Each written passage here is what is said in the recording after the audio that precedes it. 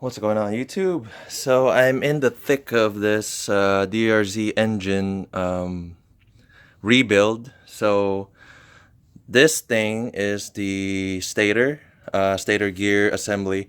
This is a pain in the ass to work with. So you see there's a nut right here. That's a cast nut into the housing of this assembly. And there's a nut on top of that, which is a small one. You have to get a tool, something like this, that I did not have. This is $10 on its own. There's a lot of tools that I realize I don't have once you start diving into this thing.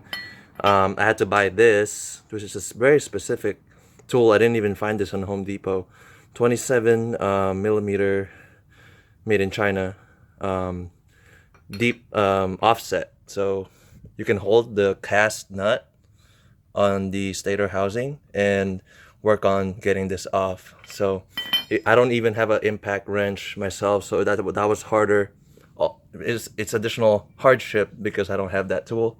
I suggest you have an impact gun and just zip zip, all done. So, and to get this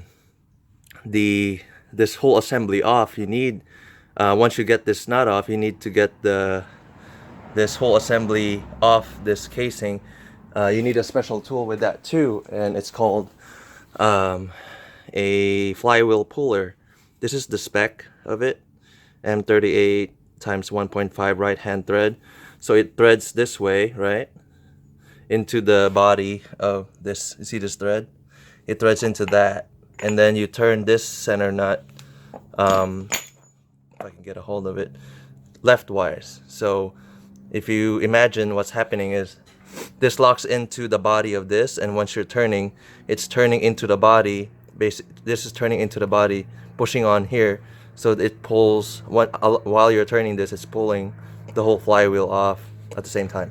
So that was a pain in the ass because I had to wait for this for freaking a week to get this stupid tool. This is $40 on its own as well. So just special tools that you need to do to get this done. So this is the new engine, the newer engine. I'm taking parts from that and transferring it here.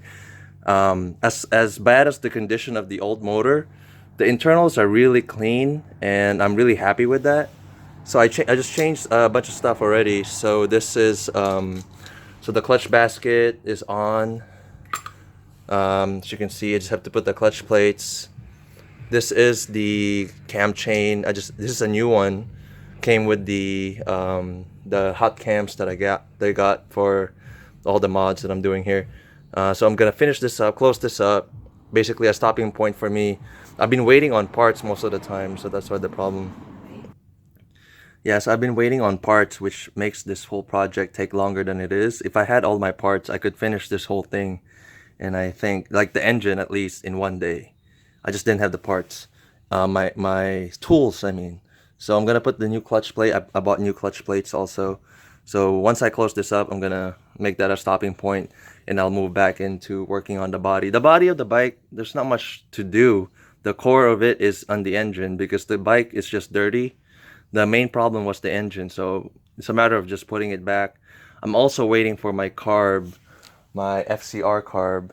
So I'm working on cleaning my stock one just in case it doesn't arrive in time, and I want to get the bike running. But it looks like it's gonna be here in a couple of days. I haven't been really shooting any videos of the whole build because I don't know what I'm doing really with all this. So I don't want to teach you guys or show you guys what I'm doing when it's not polished or ironed out. So I have a manual here with me. I'm just following it step by step, which is a really nice touch. So you can download this for free or buy it, whichever.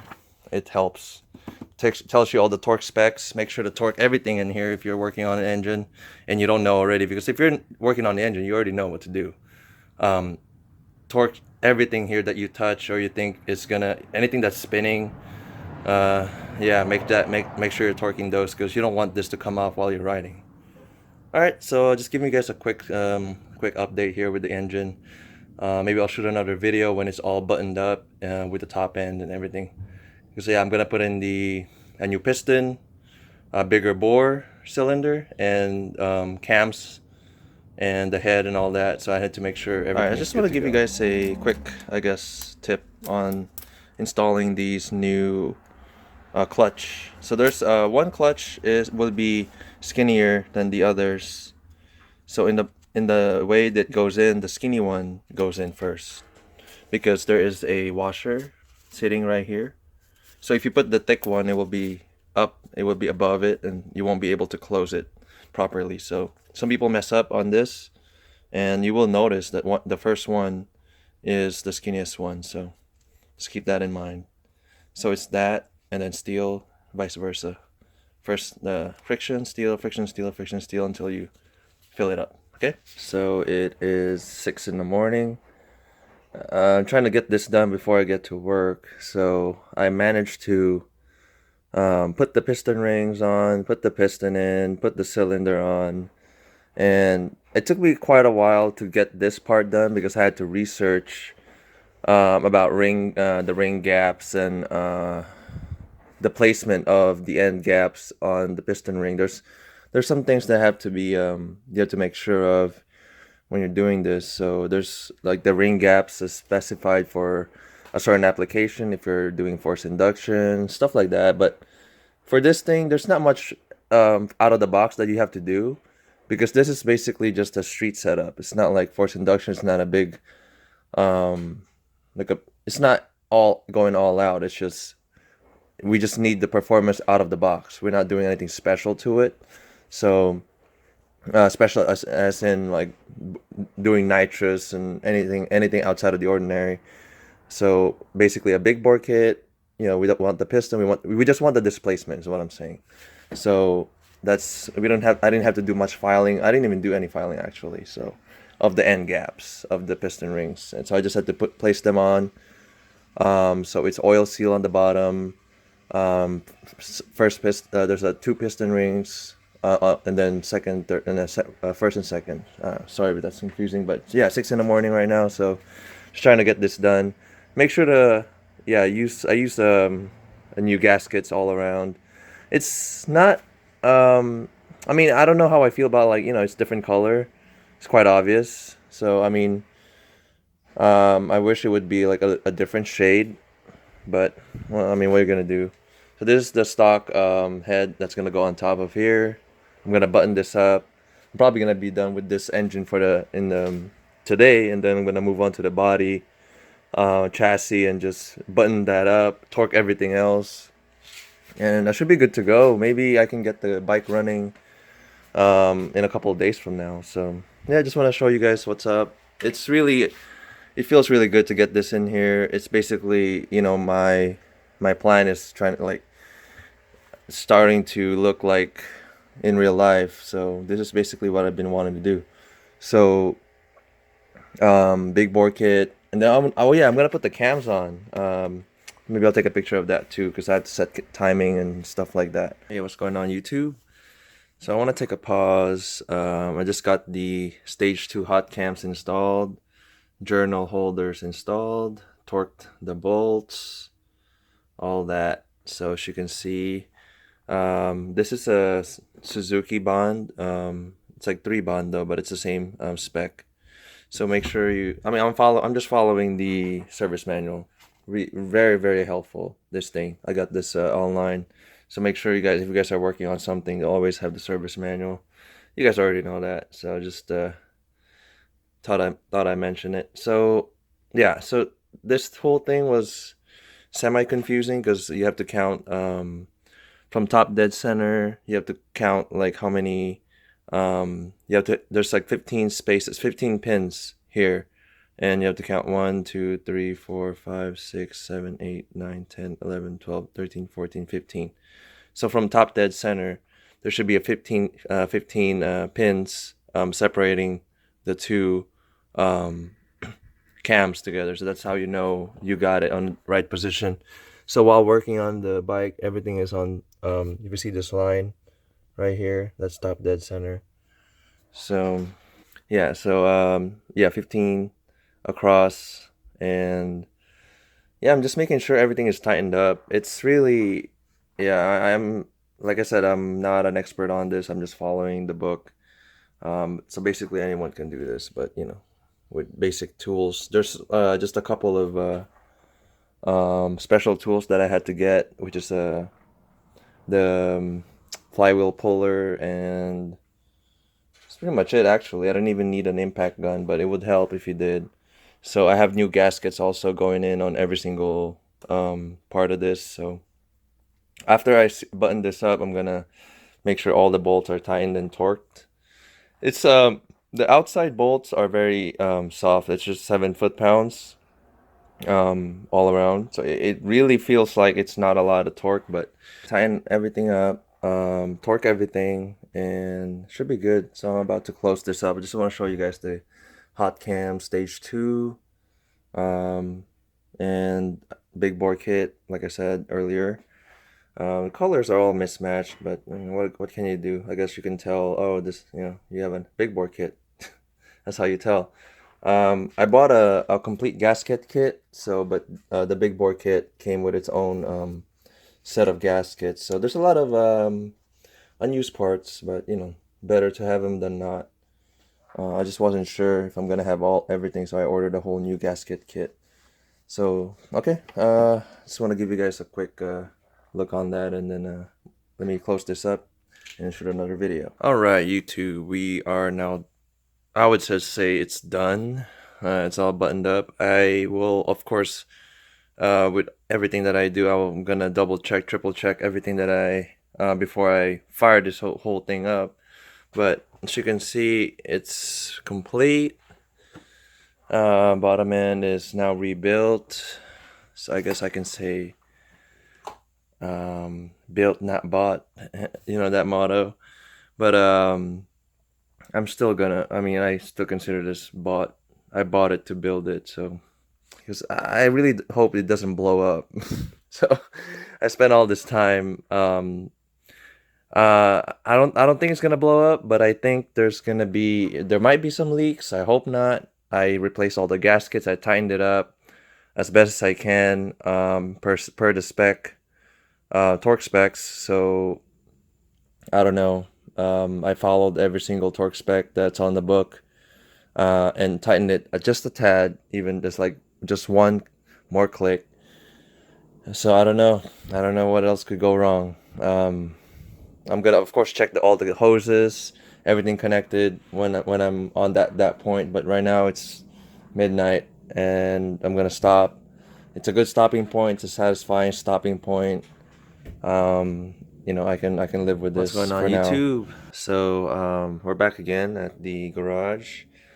I'm checking my valve clearances. That's why the head is open again.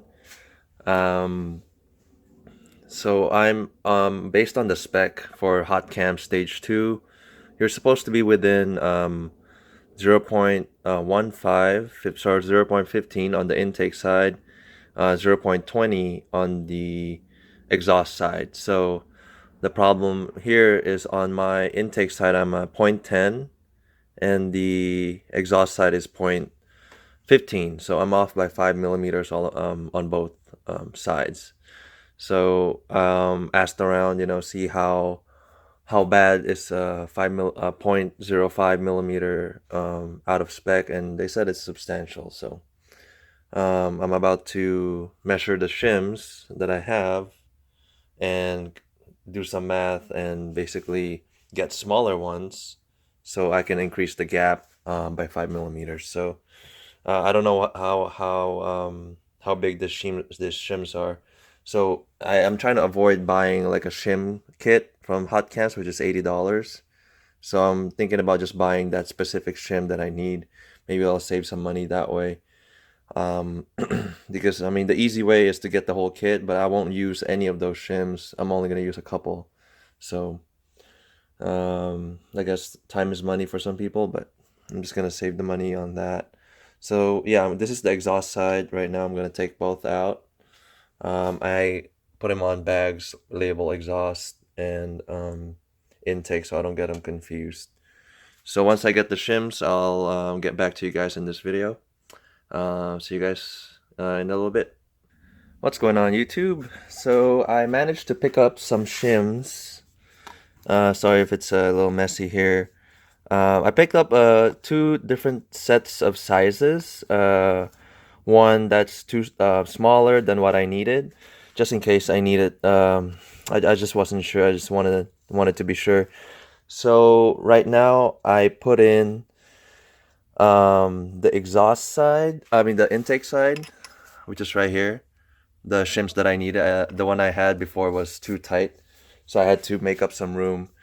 I just want to note that the shims are really expensive if you buy them per shim, because there are some shops that charge a lot of money for these shims. It ranges from $3 to $10 per shim, so it's kind of a messed up thing. So there is a hot cams shim kit for $80. You can buy that if you wish to do so, but I don't need all of it. That's why I chose to just buy it per shim.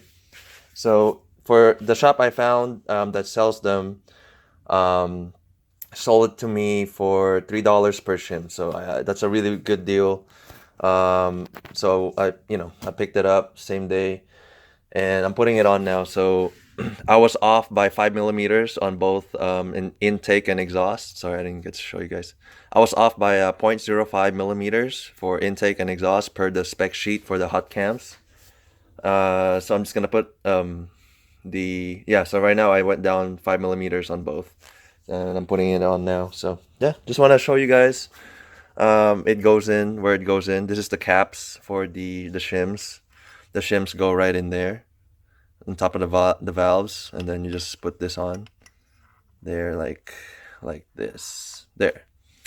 So just I lube everything up with Permatex assembly lube. Just I'm very OCD with this thing because I want this. Basically, this is the heart of the bike. Without this, everything else is pointless. So yeah, all the bikes are in the garage right now. The car is parked outside because it's kind of crunch time for me. I have all the parts that I need to get this bike built, except for the exhaust. So the exhaust is a MRD exhaust, and they are made to order, and it's not here yet. So um, if I managed to put everything together, there's all the parts for the chassis right there. If I manage to put everything together, I'm probably just gonna borrow a stock exhaust from a friend and run it that way because I have no choice. I mean, if I really want to though, if I can just probably wait. And yeah, so I'm gonna put the cams back on, lube them all up, put them all back on, check the spacing and timing and all that, and we should be good. Okay, so before I end this segment, so here's my gauge, filler gauge for the shims. So it's 0.20, it should be 0.20 for the exhaust side and 0.15 on the intake side.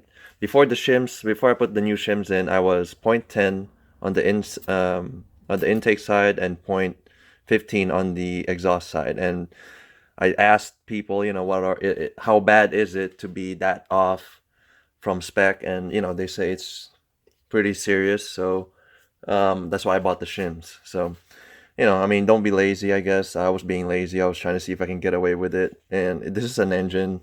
That mentality is not a good mentality. Just get the right measurements and do it right once. So right now I'm going to try to see if 0.20 will fit on the exhaust side here. Sorry if it's a little unclear what I'm doing here. So I'm going to try it on this side.